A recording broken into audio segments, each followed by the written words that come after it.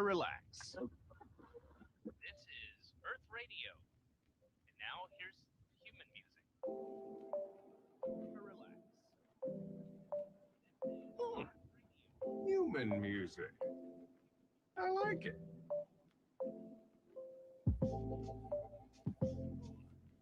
Human music.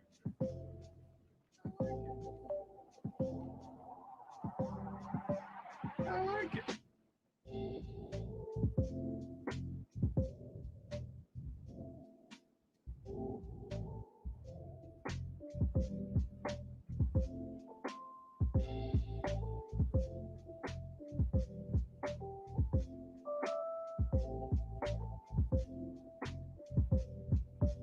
I like it.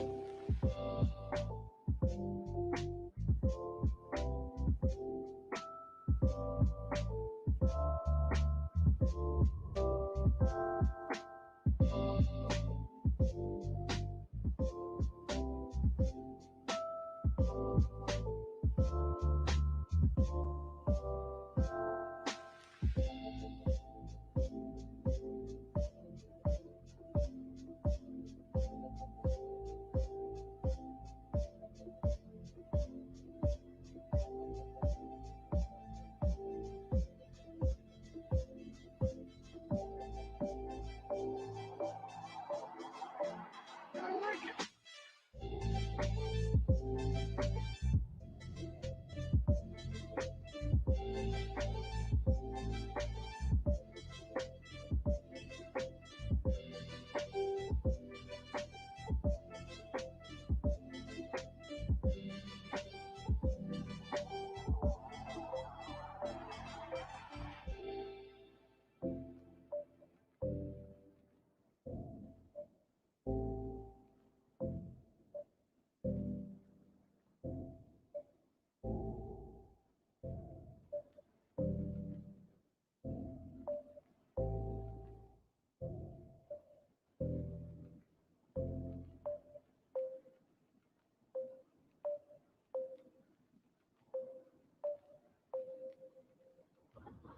Gotta relax.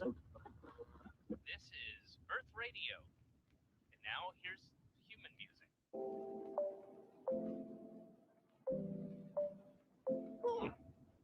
Human music. I like it.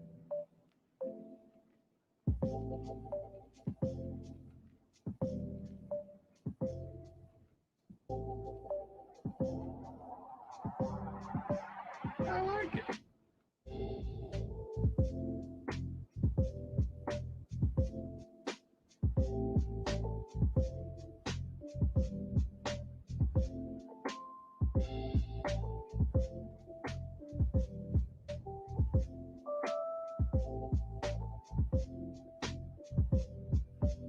I like it.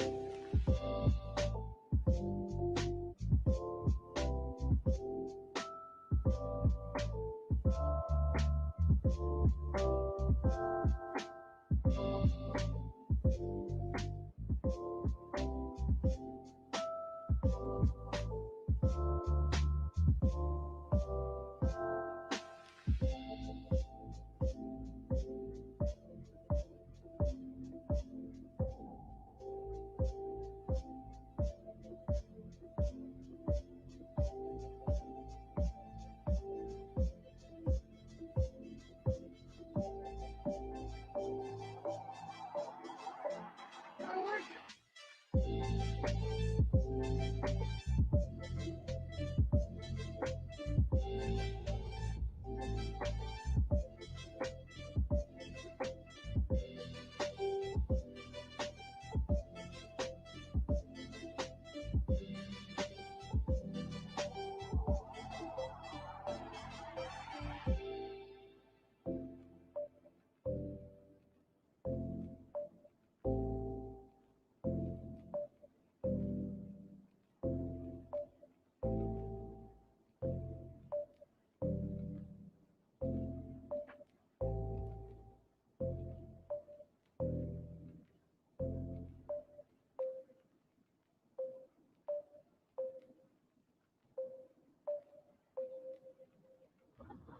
Gotta relax.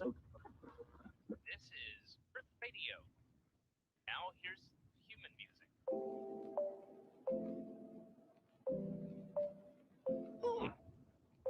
human music.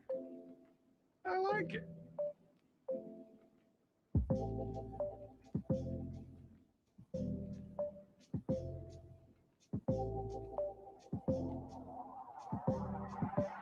I like it.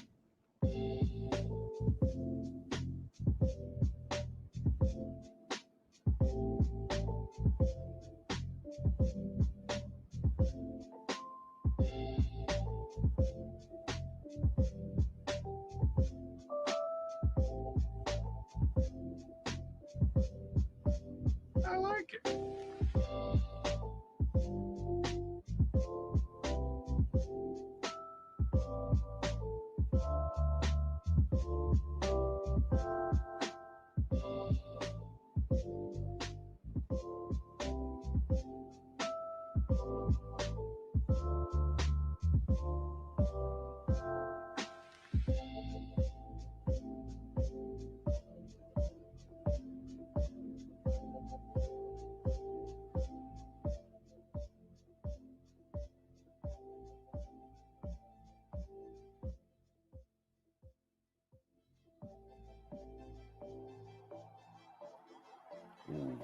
Well, hello.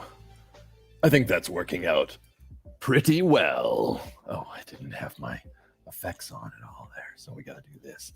Pretty well. A little excellent there. We need to turn that. There we go. Doing great. Greetings, my friends. Ian here with Verbal Processing, and I am back. Wait, I said verbal processing. I meant Voidstrummer. Verbal processing was more of like random art, gaming, kind of potpourri of activity, which was very lovely. But I like to, let me turn this off. I like to stay focused on Voidstrummer, specifically with procedural art, digital art, and NFT related matters. So that's what you're going to find here. Let me switch to the old stream. I know the spider cam can catch you off guard a little bit. Hello, Weird Fish, Sketch D. Welcome. Thank you for being here.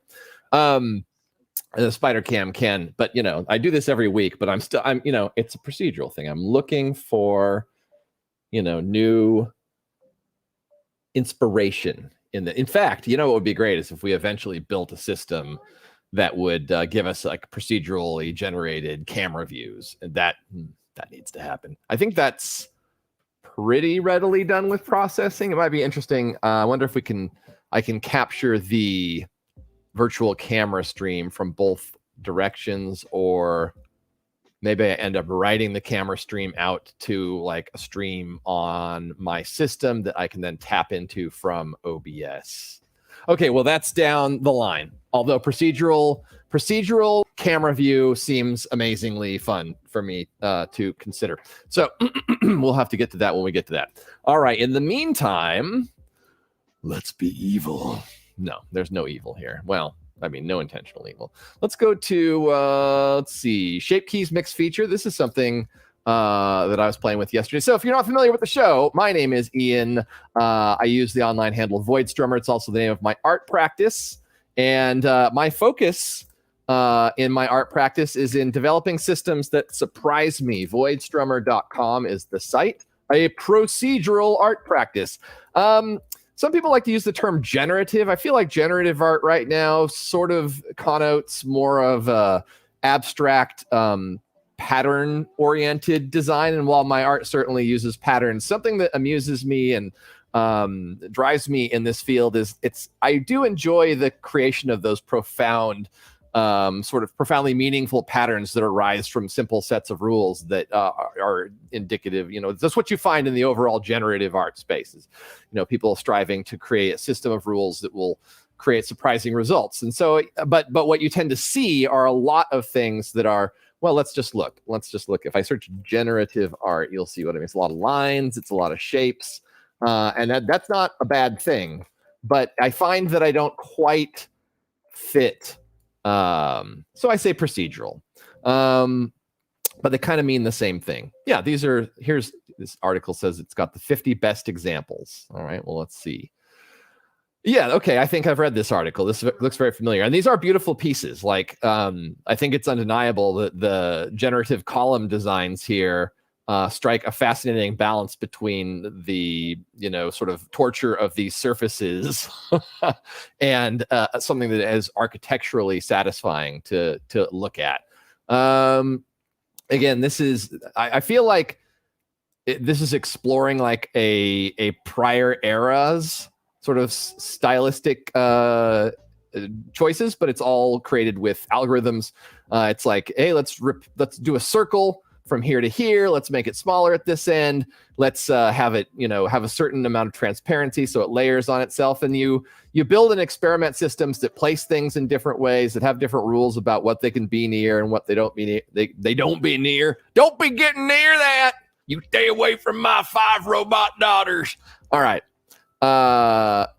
Whatever the rules are of the system. And these are gorgeous works here.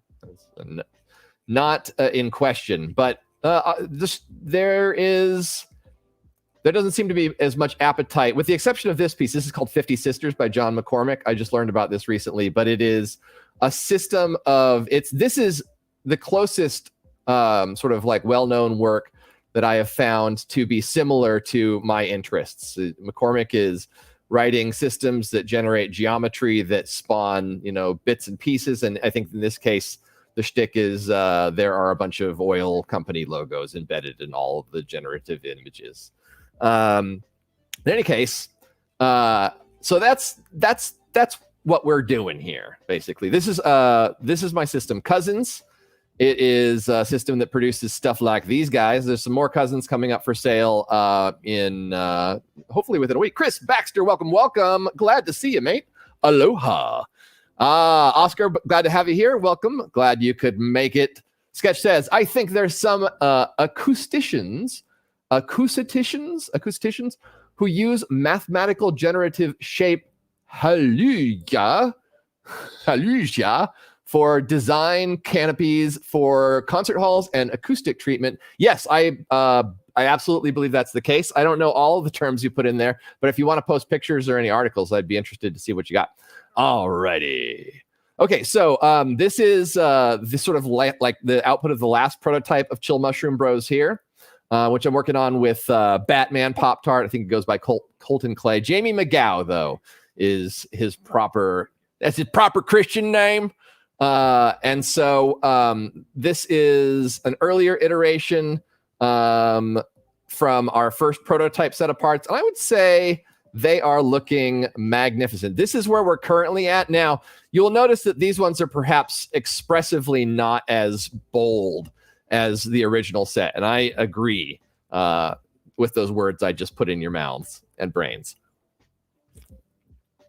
But I'm really exploring in this set how to get the most bang for my buck out of the parts. And so once the system has shown me how to get the bangs and the bucks together, then in terms of getting a lot of variation in the shapes. So I don't want to have to sculpt every possible variation of a cap. One of the insights I gained in this one is a lot of these have been distorted by some like a mesh deformation at the end that either makes the cap pointy and it makes them more skinny.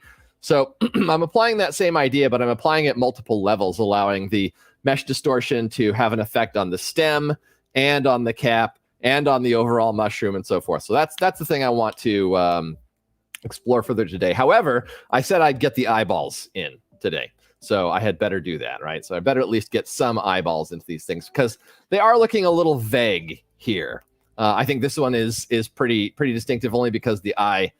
But these textures are completely random, by the way. I just pulled in some substances I had, and I played with a bunch of them, and these are the ones that I didn't delete when I was cleaning stuff up. I think that I am getting a lot of inspiration out of the watermelon skin here, though. So I'm going to go pull that network open later and see how they're generating this, because I think I may build my own system off of it that can shade these guys better. But without like at least some black orbs in their eye sockets, a lot of these are looking much too soft and vague. And of course, the lava ones, the lava chunks just kind of overwhelm any detail that might exist in the face there. And some fine tuning may be necessary, lest your head be turned into a potato. Or a potato skin. There's probably like some chives and some baked on cheese and some stuff on the other side. Probably like a JoJo. Oh, good. My wife's home. She had to report for jury duty. I think she is, at least. I hear some kind of jingling in the distance. Yeah, that sounds like wifely jingling. Let's see. Sketch says 5Cat Studios has some sort of generative Fibonacci thing. Yeah, Fibonacci sequence underlies a lot of fascinating patterns. I think that the pattern of sunflower seed packing is related to the Fibonacci sequence, and so is the golden ratio, I believe. Hello. So they dismissed you? Lunch break. Oh. So any news? To be back at 2. Great. Enjoy your new life working for the man, the other man.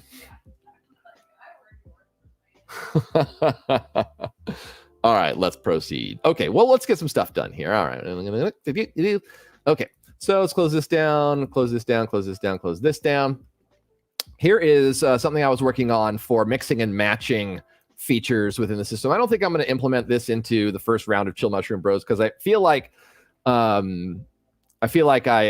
don't want to push too hard down more R&D directions. I could do R&D all day. But, similar to the way shape keys are used in facial animation, I thought, well, what could I also use them to just like swap out parts? So for instance, I can turn up these eyes. I can obviously mix them to some extent. It's not as useful in this particular instance. And then I can also swap them, right? So this is a situation where I can create a set of features that can all live on one mesh, which eliminates some of the discontinuity challenges that I have in my other systems, which is sometimes something you want to work with, right? Like in one of the cousins, for example, I made them look like plasticine so that they, it doesn't matter if they look like they're two lumps of something smushed together. That's how they would look. So, there's some stylistic decisions you can use to improve matters. But, for example, I can swap these mouths as well.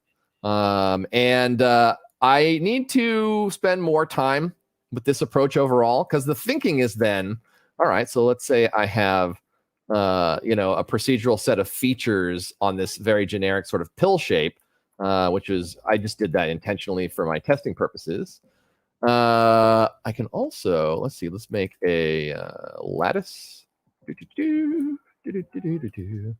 Scale it up to encompass our part. And S for scale, Z for the Z axis. And there we go.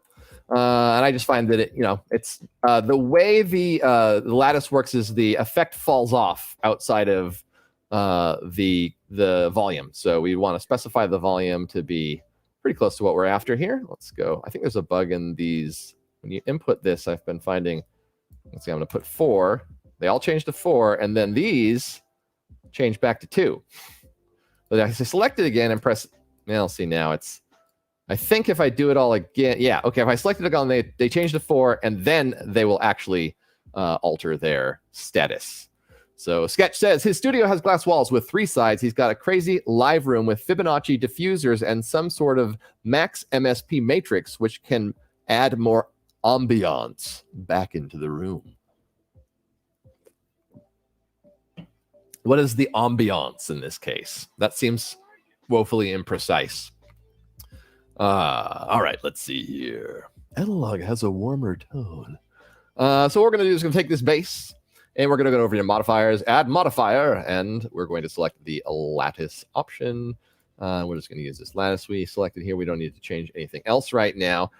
Neat thing about these lattices, though. So previously, I built a system that would pick from a number of different lattices and swap them in, which was working fine. But it's a little more cumbersome than the actual built-in workflow, as I've learned. So we can go down here to no, we need to have the lattice selected, and to its data, object data properties, which in this case is the lattice type.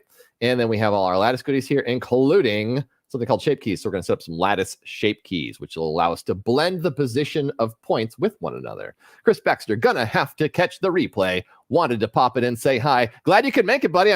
Thank you for coming out and for saying hi during the show. And I will see you tomorrow, hopefully with some of the rest of y'all, at 10:30 a.m. Pacific time for the Modern Weirdo stream, which will include Mr. Chris Baxter and myself, as well as Spicer McLeroy. His name actually includes a burp in it. That wasn't a mistake. Spicer McLeroy and one Jamie McGow, aka Batman Pop Tart. So come join us for that tomorrow, and we will. I'm gonna have a good time randoming. Thank you, Chris. Let's see. Sketch says acoustic instruments need a certain volume of air around them to be able to breathe. Okay, well, there's always a certain volume of air, the same rough approximate volume of air is around you at all times at a given atmospheric pressure, I think. I'm kind of pulling that out of the air, no pun intended, but that sounds right to me. So is there a air movement? Is it about air movement? What's the measurable quantity we could boil this down to, do you think? Powell Studio doesn't have enough volume in relation to the floor space, so he artificially adds more air, virtual air to the... Interesting. So he's not changing the air pressure, but something about his baffling or his various goodies causes the air to circulate in a way that produces the property of a higher volume space, perhaps. I'm speculating. Okay, so back up here in Blenderland, we have this lattice and it is wrapped around our little finger, which let's call him Pinky. Hello, Pinky. Hello, Pinky. Wait, no, what is it? The same thing we do every night, Pinky. Try to take over the world. With all apologies to the actor behind that voice, whose name I do not know, but whom I am familiar with. All right, so let's go into edit mode. Well, actually, no, what we got to do first, we got to make the base shape key. So we don't want to be in edit mode. And then let's go, this creates the basis. We're going to set up relative shape keys. And the way that works, basis is like, what's the starting point from everything? In fact, no, that's fine, because it's based on the lattice. I was thinking, I need to change the thing on here. But the whole point of this is to dissociate the contents of the face from the proportions of the overall figure. That's what we're exploring at the moment. I've kind of gotten sidetracked on this, but that's okay. One procedural element is as good as another. Raise your hand if you demand that I move on to putting eyeballs on the Mushroom Bros. This has got my attention right now.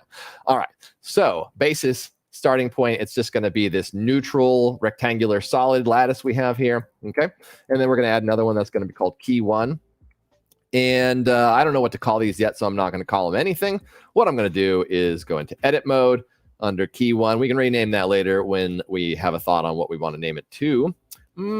So let's see. We don't want it to go down anymore. We kind of want to keep this in place. So I'm just going to actually grab these by themselves, and I'm going to S for scale. That's just going to scale me everything out. Now I'm not putting a ton of artistry into this, eventually I could imagine wanting to kind of build these out with a little more personality, maybe a little extra thing over here. But for now, let's just prove the point, shall we?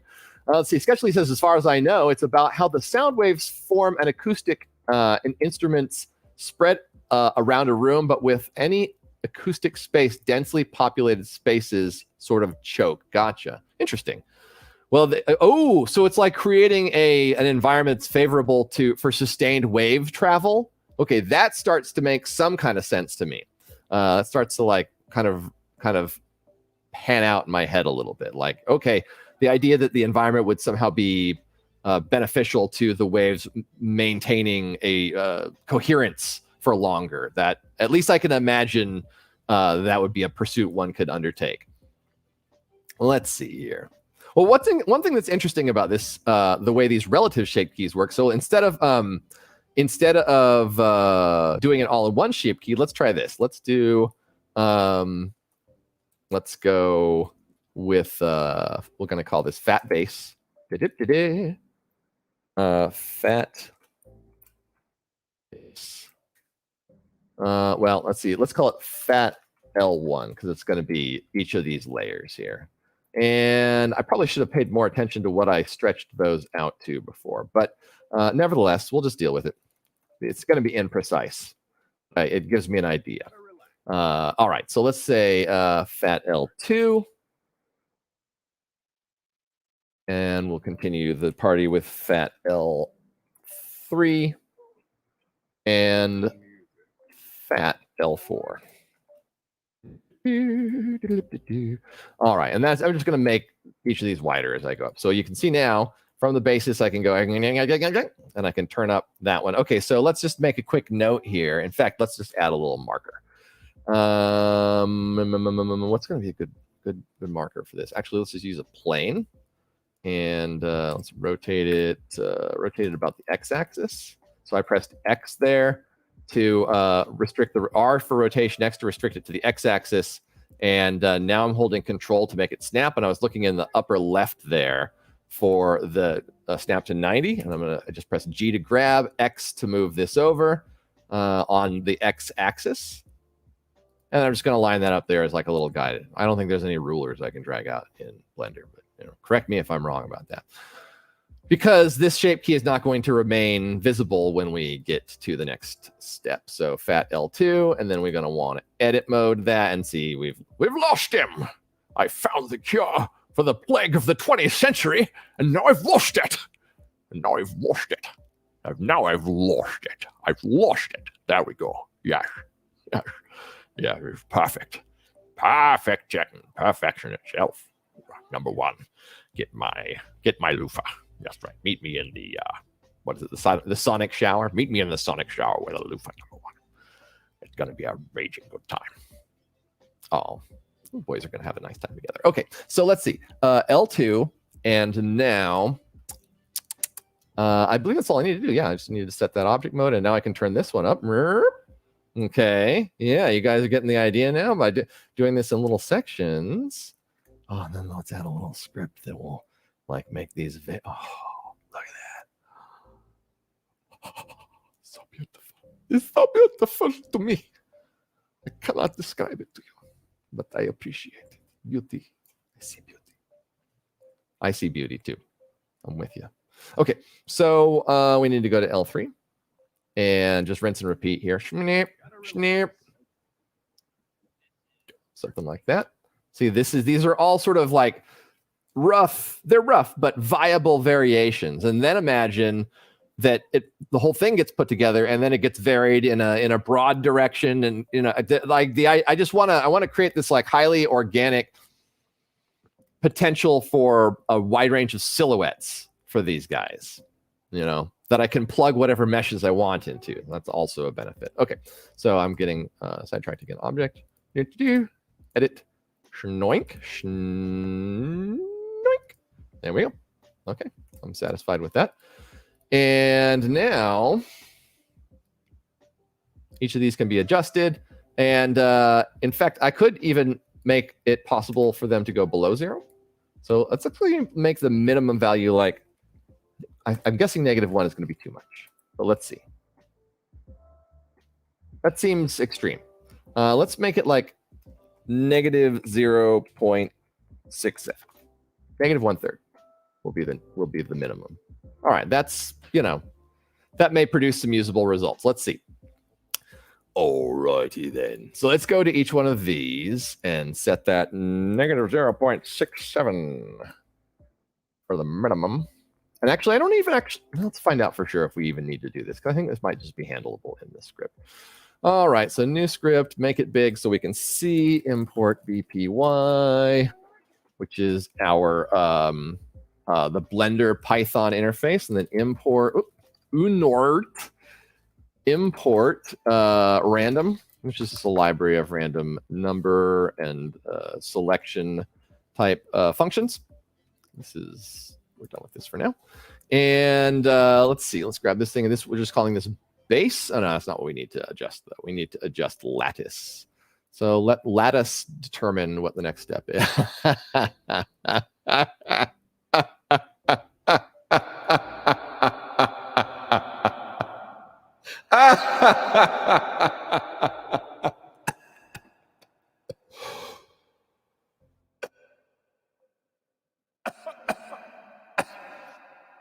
Okay, I got what I deserved. All right, back to this. Jesus. Oh, hold on a second. Okay. It's hot in here. Goodness. Hold on. Well, if I turn the fan on, it's going to be a fan blowing on my mic, but whatever. I'm a human being. I need airflow. I need my acoustic environment to be more suitable to my continued life. All right. I pulled my fingers off for this show. Oh, that's a glove. Okay. All right. So let's go. Okay. This is just called Lattice. Let's just try to keep this stuff simple. I don't want to overburden myself trying to rename everything. No. Okay. So there's a few. What I'm not sure about is I'm guessing it's key 01. But we need to, there's not an awesome way to interrogate this. I need to learn how to interrogate this thing for what it contains. So let's see. Let's go. Oh, what is this? Do I have a data path to this? Oh, the data path is easy. Here's what we're going to go. Here's what we're going to do. This is the interpreter where we can type little Python commands in. D, which is just the data context. BPY short for BPY.data. Shape keys. And then, no, it's shape keys, I'm pretty sure. And then key, this is the, what's confusingly also called a key for this dictionary, which contains all of the data for these shape keys. And then what I want to do here is, I think it's called something block, key blocks. And that, if I list the names of the key blocks, then I will know they just need to match the names given here. And that's how I can determine which one is which. Because as far as I can tell, I might be wrong about this. Maybe I just need to hover over this. So this is from data objects. So this is finding it by active key index. But what I want is, I want to know what key it's in. Okay, so actually if I hover over, I have a plugin turned on in Blender. It ships with Blender. I think it's called Python Tools or like developer-friendly Python or tooltip, something like that. So look that up if you're interested in this this activity. So that gives me this extra tooltip data down here at the bottom that is covered up by my head, I just noticed. So let's see. Let's turn that off for a second. And that's what's showing me down here. It says bpy.data.shape keys. It picks the key we just did, and then it shows key blocks, and then the name of the key block and that value. So it's you have to constantly tease apart the hierarchy of objects when you're working with tools like this. But I don't know that I'd have it any other way. It just doesn't come naturally to me, I guess is what I'm saying. So what we're gonna do here. So this is the one. I just want to rename this to something where I can find it again, because I haven't successfully figured out how to remove key blocks yet, and they tend to accumulate. I mean, I can delete them manually, but not in code. So let's call this lattice keys. And then no. So what I want to do is I want to get d.shape keys lattice keys. And let's just store that. We can't use D over here, though, unless we set it up. So let's use bpy.data. And we're going to set this to, lattice shape key, lattice SK. There we go. So now we can access that again later. And I think that's actually the only thing we need to mess with right now. So let's go for... Yeah. It's going to go something like this. It's going to go for lattice sk dot, and then it's going to be what was it? I already forgot the name. It's the blocks thing. Key blocks. Why is key blocks not listed here? It should be listed here, right? Let me double check. Make sure I didn't make a mistake. No. Nope, wrong place. Key blocks. Okay, so we have to specify the key block and the value. Okay, so yeah, all right. So we're gonna for block in. Oh, I need to remember to use the other set of sort of line navigation keys. It doesn't like me to use the ones on the numeric keypad, which is the ones I'm used to. So all right, for block in lattice sk dot key blocks, block dot value equals random dot range. No, actually we want to do random dot uniform. And we want this between negative 0.67. Now, this I don't know if this is going to throw an error or just work or what, because I didn't change the minimum for all these, but something tells me that the programmer, I'm going to get as the programmer, I'm going to get the right of way here, and it's just going to work. Okay, so I think that's all I need to do. This is going to randomize them all every time I run this, or at least that's my expectation. Let's save this, And let's run it. Oh my God, I can't believe it worked on the first try.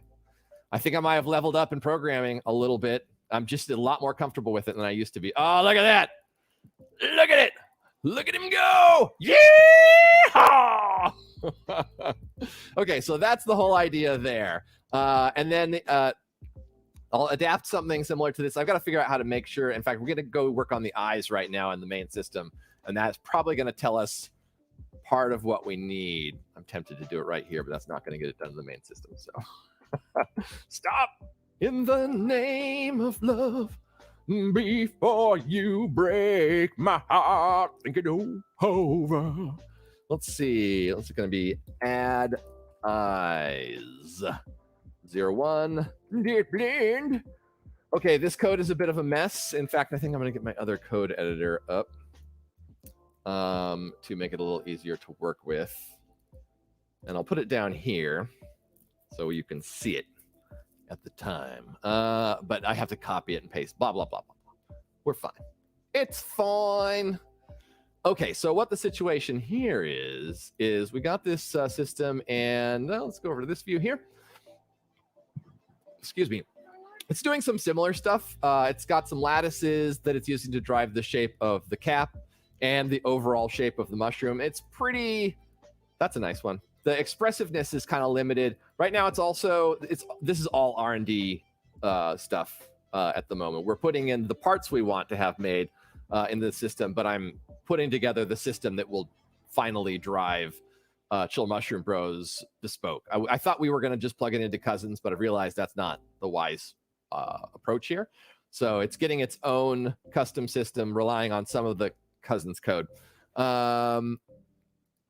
And it's just randomly picking among a handful of silly textures that I have in there. But it's the issue right now is you'll see in most of these that there's a place where eyes could go, right roughly here. You know, these base meshes are sort of a first whack that we've taken at them. Or no, it's we've done it a few times where we're starting to get the hang of it. And we're testing out like using the same mesh every time so that we can have the same UV mapping on them all, although it turns out that may not be strictly necessary. I don't know. I'm giving a lot of qualification, but so the trick though is we want the eyes to end up in a sensible place every time we run this, and in order to do that, I got to figure some stuff out. So I think the first thing I'm going to have to do is change it so the cap is always there, or excuse me, the stem is always there, because right now the stem is like it's putting in a new part every time. Take care, Sketch. Be well. All right. Have a good night. I hope they help you sleep at least. All right. So let's see.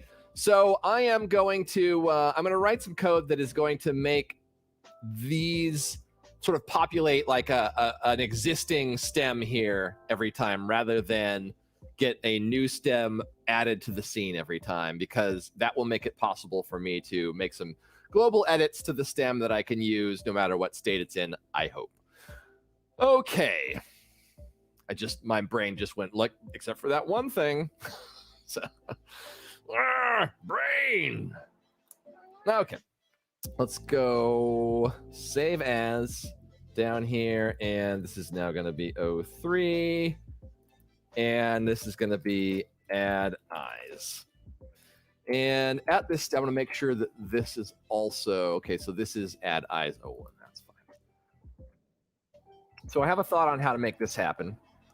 And it's going to be, at first it's going to, it's pretty iffy. I've tested it up to a certain point, and it's iffy, but I'm guessing I can fix it. That's the hope. Ideally, I could fix it without linear algebra, because I don't know it, and so I'll have to get help. Okay, so what I want to do, though, is I want to make it so that instead of grabbing a new object every time this runs, that it uses the object that's in the scene. So we're going to create an object that's in the scene. We're going to give it a standard name. We're going to call it stem. And actually, we're going to put this lattice stuff in here, this lattice-driven cap here. And I guess I'm going to put this all this stuff I'm operating on into output. There's some vestiges of the cousin system left in here. We won't worry too much about that right now. All right.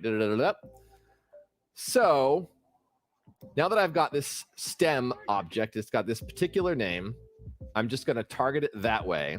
And let's see, what do I got going up here? I've got, let's call this parts. Let's call this lattices.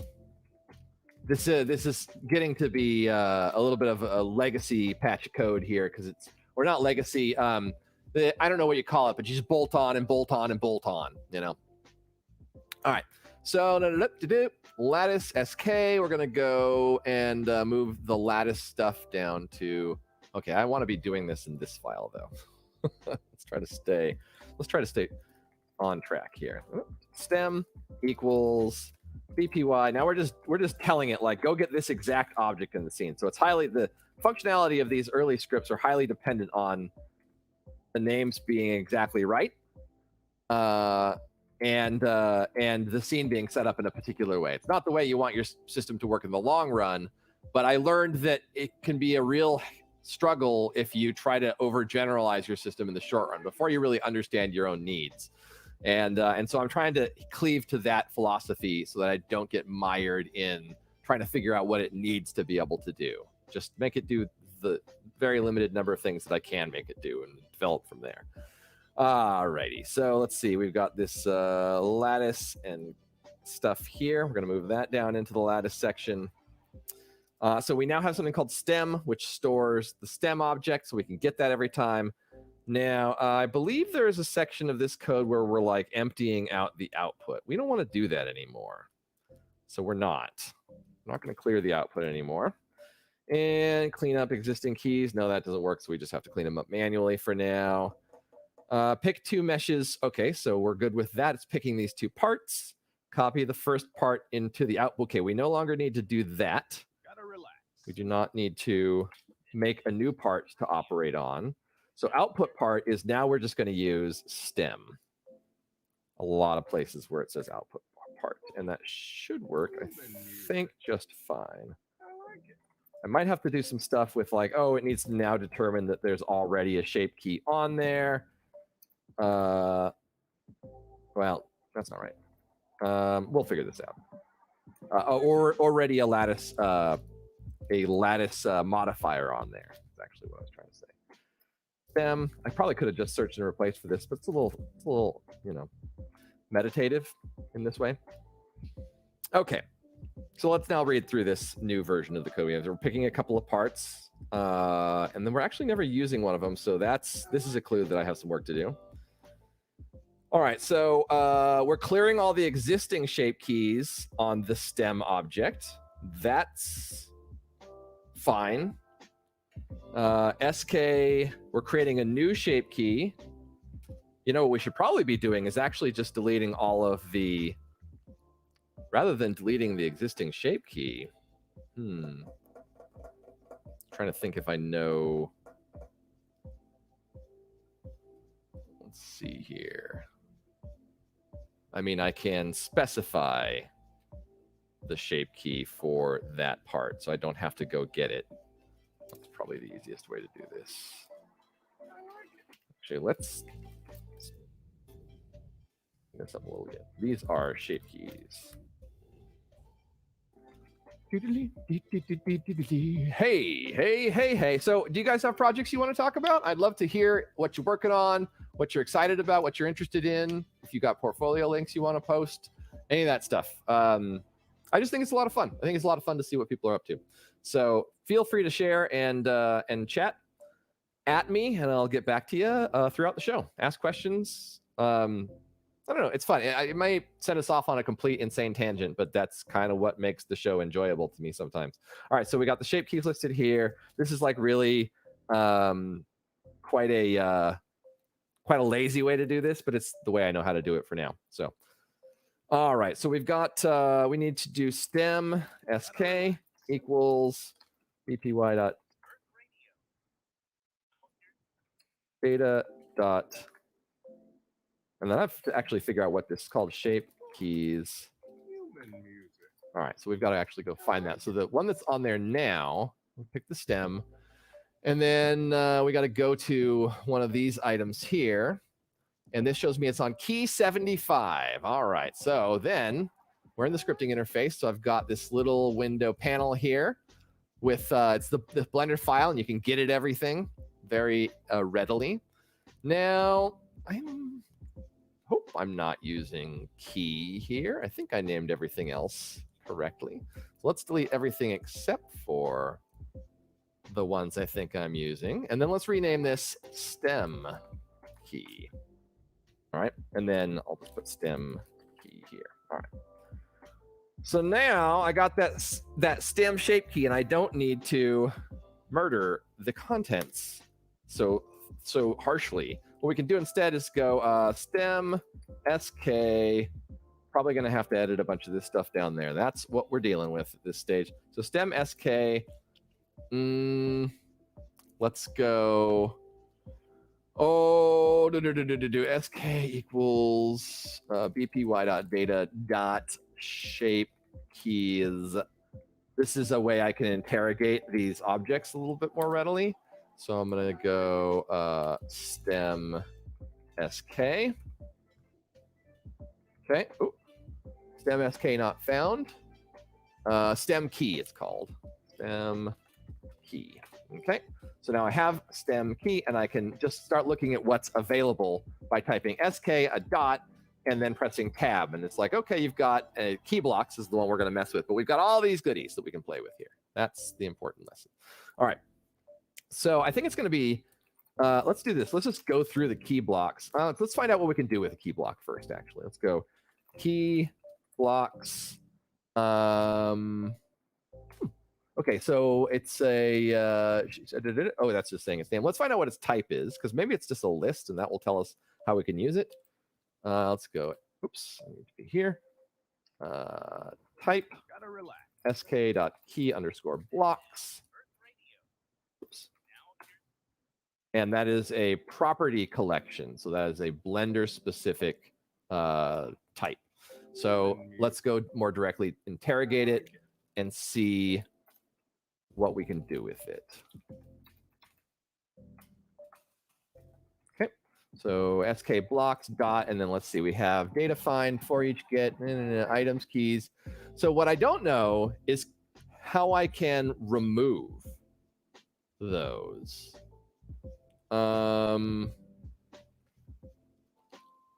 Keys. Well, that's not going to give me what I'm after. So this is giving me basis. Okay, so this gives me their names. But how do I actually delete? Okay, now this looks like a job for the internet. Let's see, Blender, Python. I don't like knowing what I'm doing very much. I'm not very comfortable in that space, so I'm constantly learning things that I don't know how to do. So this is going to be a regular feature of this program. Blender, Python, delete key block. I think it's a little unclear. Move shape keys, key blocks without ops. Yeah, that's what we're here for. We don't like to do things with ops. Ops are a hassle. Okay, this is from 2013, so this is probably for Blender 2.79, unfortunately, so we may or may not work, blah, blah, blah. The question, there is no low-level function to remove a shape key. You need to do something like, oh God, object active shape key index 2. Shape key remove, BPY. Oh, there is no. Thanks, Codeman. Tells me that it is a way, but it is unsafe. User clear. That only clears users, but objects might still use the data. As soon as Blender tries to access that data, it's going to crash.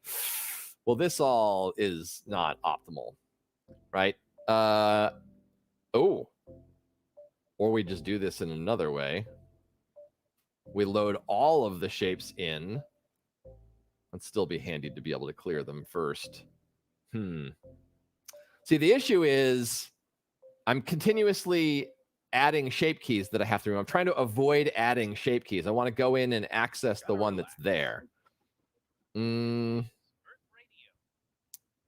Which is really frustrating that you can't do that, or it's unclear how to do that at this stage. How to delete object from delete end mesh. Yeah, okay. Okay, well, we need to do this dirtier at this point. So in that case, we're just going to make the new shape key every time. We're just going to let this continue to be a tyrant and a warlord and crap all over our sense of calm, clear, beautiful unity. But that's what he chooses to do. We can't control it. So let's proceed. All right, stem, SK, BPY, blah, blah, blah. So we've got this one stored. The question is this of any use to us now? It seems like maybe not, because we're going to be making a new one every time.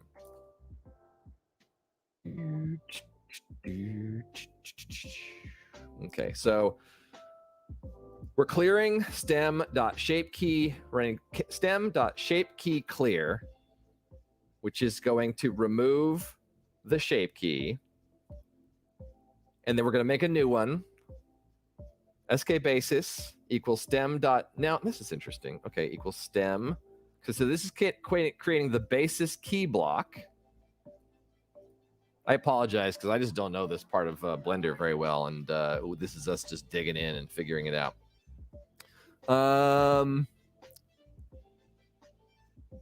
It's giving me pause about rejiggering this. It has to be done though. It's unavoidable. Let's just power through. Let's power through to the best of our ability. All right. So set up the shape keys on the copy. This is going to make and this is going to copy in the vertexes from the existing one. So one of the things I know I'm going to need to do is add another shape key to this. Target the second mesh in the shape key. So this is the basis. Shape key add part 2. Okay, so we need to just do a part 1. This is a poorly written comment anyway. Add non-relative. Oh, I see what the thing is there. So in the existing system, it sets up them as just an evolution from one to the other.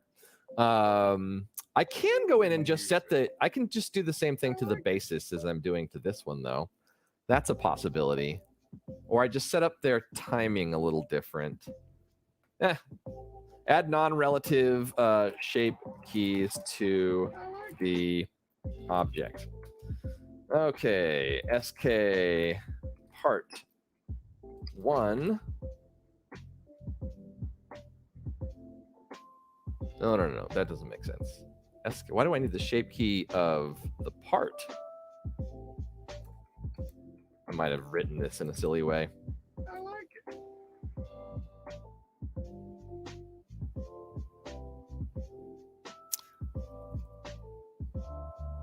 Oh, okay, this is creating the shape key.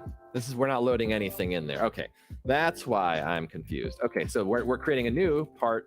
SK part 1 equals stem.shape key add name equals part 1.name. So now we're using that element. And then, okay, so in each, okay, this is, you're going to hear a lot more okays as my brain goes, ha ha ha, we've got it now, sort of. All right, let's fill in here. Okay, so this is loading the data of each vertex in the part into the shape key each time. So we need to do that for both of them now. For I in range, len, stem, data, vertices. Let's see. So this is, make sure I understand this. This is taking SK part 2 and setting that according to the stem data.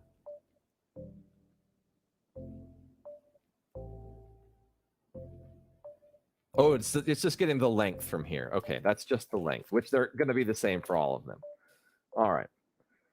SK part, this is code I wrote like yesterday. So this is how quickly it flies out of the head. Got to practice every day, I guess. So we're getting these from part 1, and then we're setting them equivalent to part 1.data dot vertices I dot co. That's just the coordinate of each vertex.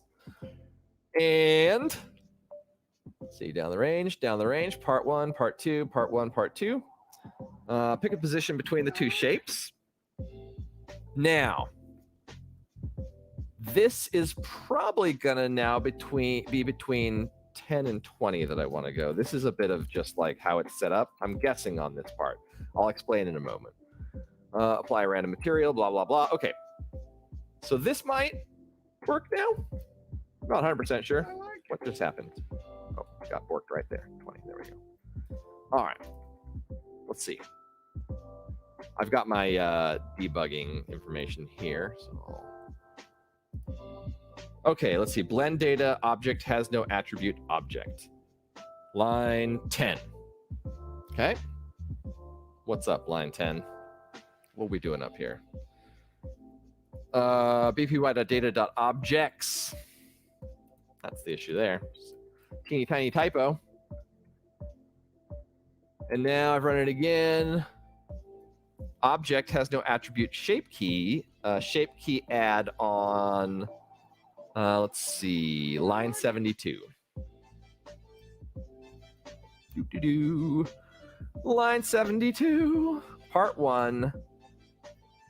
Probably there was some place I needed to set this up. So this we're creating this variable here. And oh, it's just another typo. Shap key add. Hey, did you lock up the shap? I left the shap key on the hook there. Go over to the shap and lock up the shap with the shap key. All right. Let's see. Has no attribute com. Wow, 3 typos. Yeah, I'd rather have a typo than like a logic error, honestly. Okay, this now runs without error, and it is using the same stem every time. Excellent. And it doesn't seem to be compounding anything anywhere that I can tell so far. That's an issue. Sometimes when you're using the same object, you forget to make sure that you're only using one of these, and it ends up compounding and compounding, and wild things happen. All right, so now that we've done that, we can utilize that fact to access this this shape a little bit more easily. So what I mean by that is, well, excuse me, what I'm trying to say is we only need to make the change on this one shape instead of on 16 shapes underneath of the hood. And it should continue to work as expected. So what we're going to do, I'm just debating about whether or not, I guess let's focus on just this part for now. Let's go to the layout. And what I want to do is get rid of the extra lattices for now. Any additional distortions that may be getting applied. So we'll just we'll just hide that for now. That'll be sufficient. Okay. Now, this is a fine version of this guy. Let's just test and see what happens. I'm gonna go mesh. Icosphere, no, UV sphere, please. And let's see, rotate X, control until 270. There, nope, 270. There we are. This got the pole pointed forward, as you can see here. That's the idea. That's the ticket. All right then. Yeah. Let's see. Crunch this down. GX. And GY. You can tell that this is the Y-axis because this is green. RGB, XYZ. I didn't discover that until like 40 years into my career or however long it's been. But a long time. You can have a blind spot when you're self-taught. All right, let's see here. And, oh, what the heck, we'll just... why is that staying on that axis still? Or maybe it should. I'm not sure. What do I know? I don't know nothing about nothing. There's probably a way I can make it like point at a particular point in space, which would be fun in the future. But for now, Human music. I mean, this is a fine place for an eye. Like, it's as good as any for a starting point. Let's smooth it. Oops. Okay, and now let's just mirror it. Mirror mask, and grab this stem here as the mirror object, and then just apply that because I don't need it to be retained. And then I think what I can do, nope, these need to be separated. That's edit mode, and then pick one of these, and then press P to, no, that was the wrong thing to do. There we go. So let's actually use a face, pick a face, and then L to expand. L? I was like, L? I was so confident. L? Yeah, okay, it worked there. Select linked, and then P to separate the selection, and now we've got a separate eye. All right. Pop out of edit mode, and then let's be reasonable here and name these. Eye right. Eye left. All right, like it, love it. Wouldn't want to live without it, perhaps. And then I think we take these two. Yeah, we select the child first, and then the parent, and then we right click, and we are going to parent. And then let's try armature. Oh, I got a bunch of stuff to learn about. But vertex triangle is what I want to do here, which should give it some orientation based upon the overlapping elements. I need to head out here pretty soon, but let's see. We'll at least get these eyes plugged in, and we're not going to get to troubleshoot them, but let's go for what we can get here. All right, and parent, and down here triangle. Now, what this has done is it has parented the eyes to them, but it's parented the eyes to a specific point on the mesh. Now, it's not going to work great in every situation, but here's what can happen. So, for instance, I have these two meshes that are loaded in here. One of them looks like this, and one of them looks like this.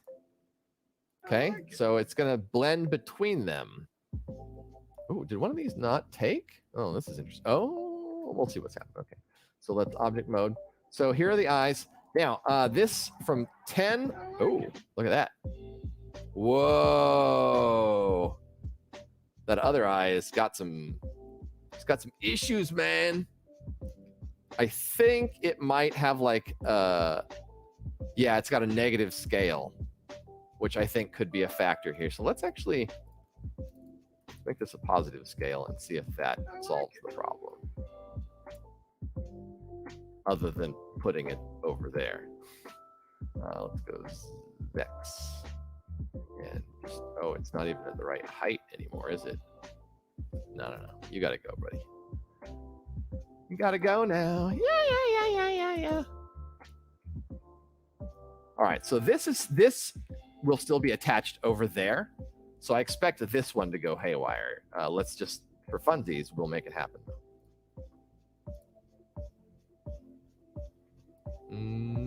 Yeah, because it's attached to that position on the other side instead of its correct position. That was probably the issue with the first one as well.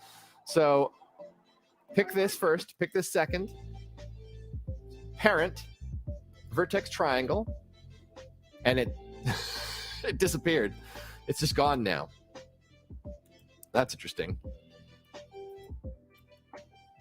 What? Where did it go?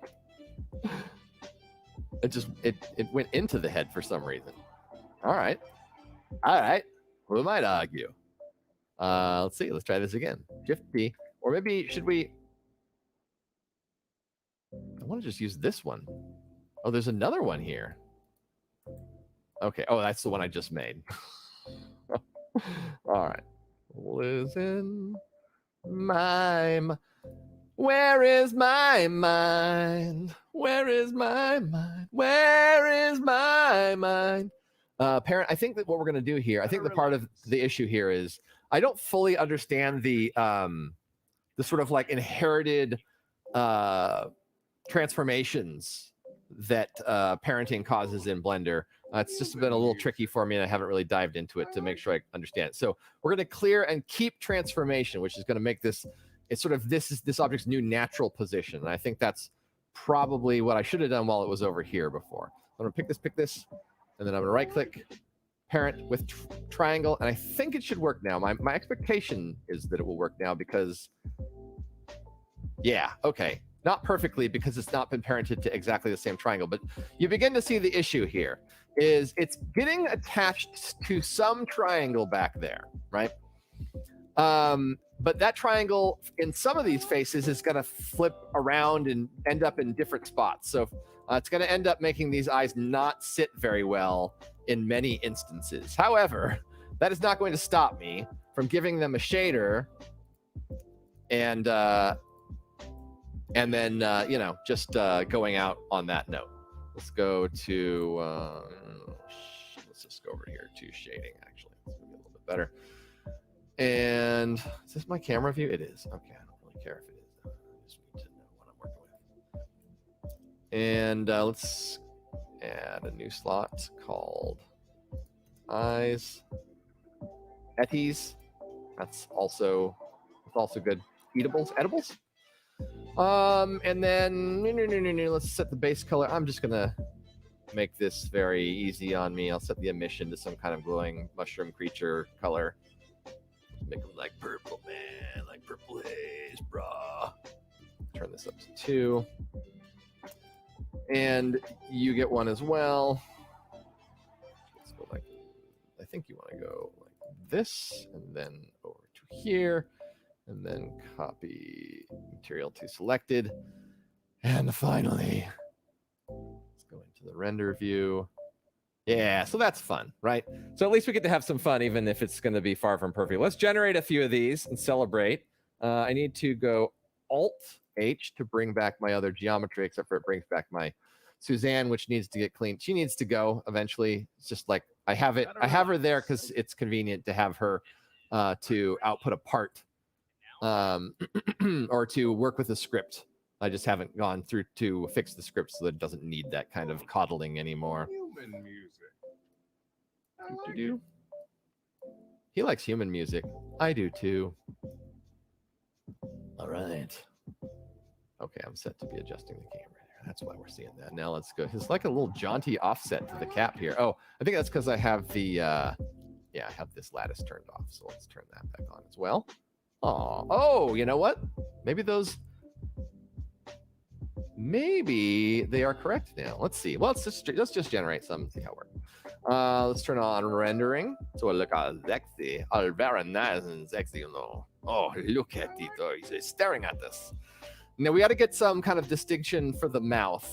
I did not used to like the mouths as much when they were pasted on, but seeing now the alternative of carved in mouths, I see that this technology needs some development. All right, let's proceed though. Where's that script at? Noink. There we go. I guess we'll just set this one to render and frame it up camera-wise. Oh yeah, that's fun. That's fun on a bun. Oh, let's go over here to shader editor and world, and then just turn this down to like 0.2. Yeah, just to give us a little, you know what I'm saying?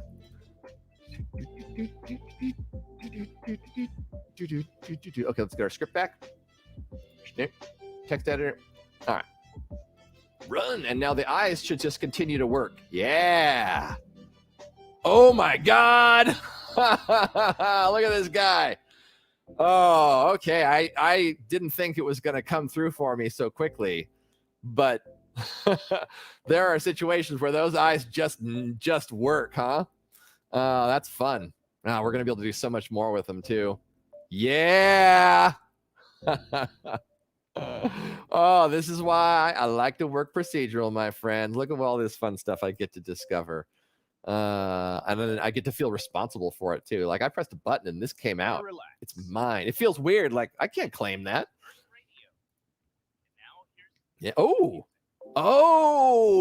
I forgot about that because right now it's naively picking any material in the file to use. So any one of these elements could end up glowing. He's got kind of a belligerent look here. Oh man, once we start getting the the eyelids worked out and some proper materials on them, get some custom materials going. It's going to be all, oh my God, this thing looks like it should be in a nightstand.